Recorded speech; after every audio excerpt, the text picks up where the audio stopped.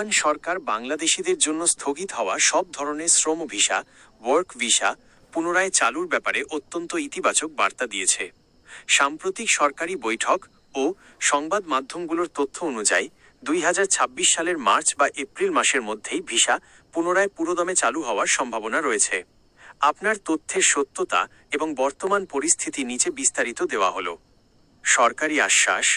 গত 27 জানুয়ারি 2026 রিয়াদে অনুষ্ঠিত এক বৈঠকে ওমানের শ্রমমন্ত্রী মাহাদ বিন সাইদ বিন আলী বাওয়াইন বাংলাদেশের অন্তর্বর্তীকালীন সরকারের উপদেষ্টা আসিফ নজরুলকে আশ্বস্ত করেছেন যে আগামী 2 মাসের মধ্যে অর্থাৎ মার্চ এপ্রিলের মধ্যে বাংলাদেশিদের জন্য পুনরায় সব ধরনের কাজের ভিসা চালু করা হবে।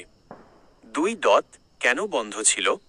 2023 সাল থেকে ওমান সরকার বাংলাদেশিদের জন্য নতুন শ্রম ভিসা সাময়িকভাবে স্থগিত রেখেছিল। মূলত দেশটিতে থাকা অনিবন্ধিত বা অবৈধ কর্মীদের বৈধ করার প্রক্রিয়া রেগুলারাইজেশন সম্পন্ন করার জন্যই এই পদক্ষেপ নেওয়া হয়েছিল। ওমান সরকার এখন সেই প্রক্রিয়ায় সন্তুষ্ট এবং নতুন কর্মী নিতে প্রস্তুত। 3. বর্তমানে কোন ভিসাগুলো চালু আছে? পুরো ভিসা ব্যবস্থা পুনরায় চালুর আগেই ওমান সরকার সীমিত পরিসরে 12টি ক্যাটাগরিতে ভিসা চালু করে রেখেছে। ফ্যামিলি ভিসা, পরিবার নিয়ে যাওয়ার জন্য। ভিজিট ভিসা, জিসিসিভুক্ত দেশে বসবাসরত বাংলাদেশিদের জন্য।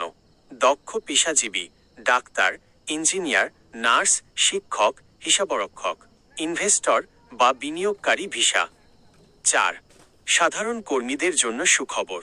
যারা সাধারণ কর্মী, অদক্ষ বা আধা দক্ষ হিসেবে ওমান যেতে চাচ্ছেন, তাদের জন্য মার্চের এই সময়টি খুবই গুরুত্বপূর্ণ।